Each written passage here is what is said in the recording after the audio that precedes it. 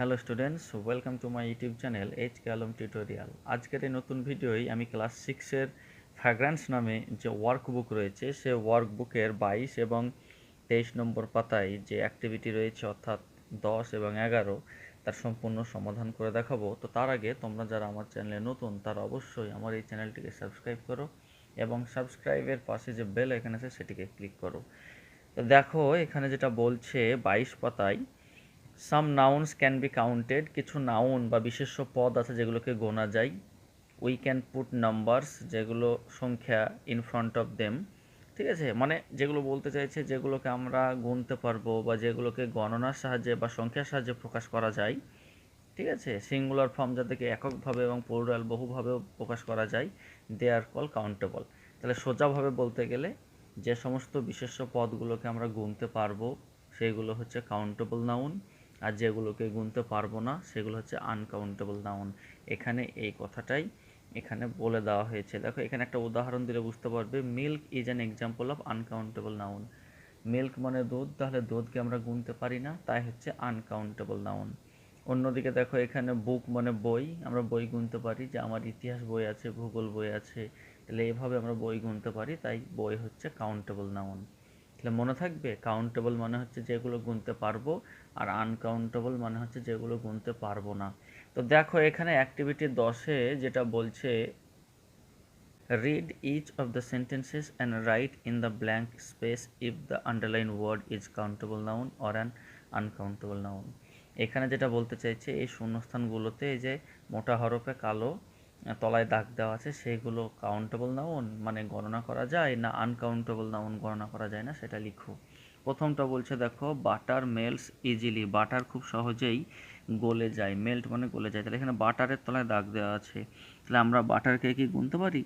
তো না, গুনতে পারি না, তাহলে বাটার হচ্ছে আনকাউন্টেবল নাউন। ঠিক আছে, তারপরে 2 বলছে দেখো, দ্য ডগ ইজ ওয়াগিং ইটস টেল, কুকুরটা কি করছে? তার লেজ নাড়াচ্ছে, তাহলে ডগ কি হবে?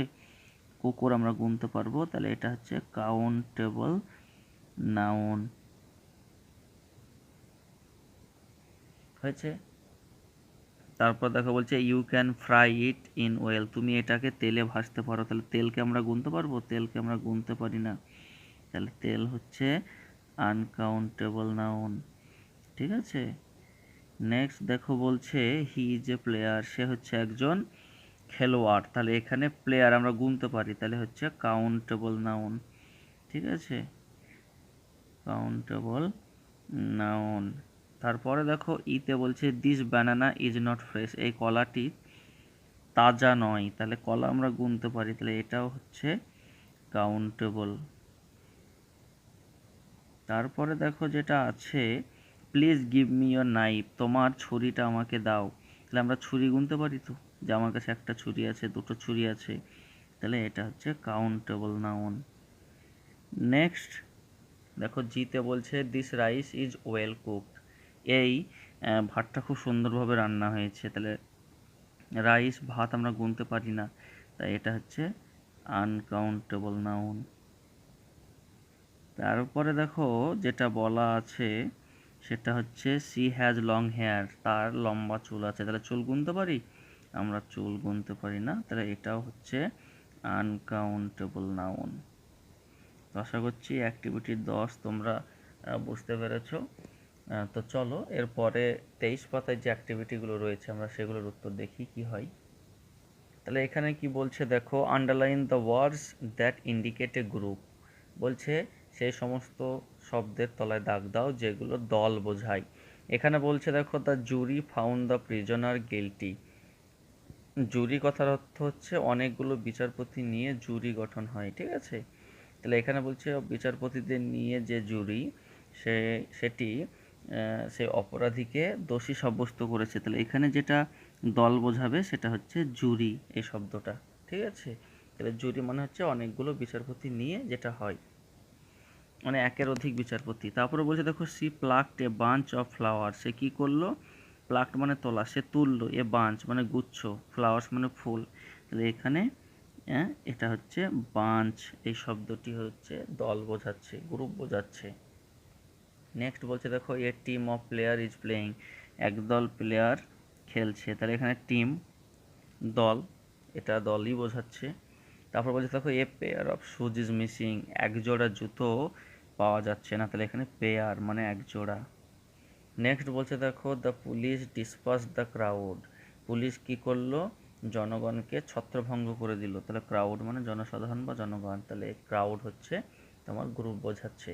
তো কি বলছে তারপরে দেখো, the words that indicate a group of person, things, animals or collection of any noun taken together as a whole, এটাকে আবার বাংলা এখানে দেখো বলে দিয়েছে, নাউনের সমষ্টি যা একত্রিতভাবে ব্যক্তি, বস্তু বা প্রাণীর দলকে প্রকাশ করে আর কল কালেকটিভ নাউন্স।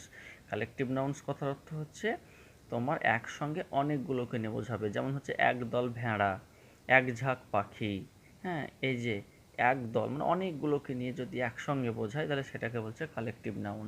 ঠিক আছে, তো এখানে দেখো অ্যাক্টিভিটি 11তে এই কালেকটিভ নাউন দিয়ে আমাদেরকে শূন্যস্থানটা পূরণ করতে হবে।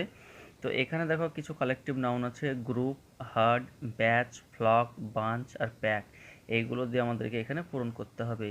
প্রথমটা বলছে a dash of grapes, grapes মানে আঙ্গুর, তাহলে আঙ্গুর কি হয়, এক থোকা হয় তাই তো, তাহলে সেটা বা এক গুচ্ছ আঙ্গুর হয়, তাহলে এখানে আমরা কি করব, বাঞ্চ লিখব, এই বাঞ্চ শব্দটা আমরা এখানে বসাবো, এ বাঞ্চ অফ গ্রেপস, এক গুচ্ছ আঙুর। ঠিক আছে, নেক্সট বলছে দেখো এ ড্যাশ অফ বার্ডস, তাহলে কি হবে, এক ঝাঁক পাখি, তাহলে এই ঝাঁকটাকে কি বললাম তোমার এখানে ফ্লক করতে হবে, F L O C K, a flock of birds, এক ঝাঁক পাখি। তারপর দেখো বলছে এ ড্যাশ অফ স্টুডেন্টস, স্টুডেন্টদের কি হয়, ব্যাচ হয়, বিএটি সিএইচ ব্যাচ, আমরা বলি না প্রথম ব্যাচের পড়া, দ্বিতীয় ব্যাচের পড়া, তৃতীয় ব্যাচের পড়া, তো এখানে দেখো এ ব্যাচ অফ স্টুডেন্টস, ঠিক আছে, ব্যাচ বোঝাচ্ছে, শ্রেণী বোঝাচ্ছে। তারপর দেখো বলছে এ ড্যাশ অফ কাউজ, হ্যাঁ গরু, গরুর দল, গরুর দল বোঝালে কি হবে, দেখো a herd of cows, HERD, herd মানে হচ্ছে গবাদি পশুর যে দল সেটাকে হার্ড বলে। নেক্সট দেখো বলছে a dash of wolves, a pack of wolves হবে, উলস মানে নেকড়ে, তাহলে নেকড়ের দলকে প্যাক বলে, গরুর দলকে হার্ড বলে, পাখির দলকে ঝাঁক বলে, আঙ্গুরের থোকাকে বাঞ্চ বলে, আর স্টুডেন্টদের একসঙ্গেকে ব্যাচ বলে। শেষে দেখো একটাই পড়ে আছে, সেটা হচ্ছে এ ড্যাশ অফ পুলিশম্যান, তাহলে কি হবে, এ গ্রুপ। এগুলি খুবই ইম্পর্টেন্ট, তো আশা করছি তোমরা এগুলো খুব ভালোভাবে শিখলে এবং জানলে। তো এই ধরনের রেগুলার আপডেট পাওয়ার জন্য তোমরা অবশ্যই আমার এই চ্যানেলটিকে সাবস্ক্রাইব করো এবং সাবস্ক্রাইবের পাশে যে বেল আইকন আছে সেটিকে ক্লিক করো।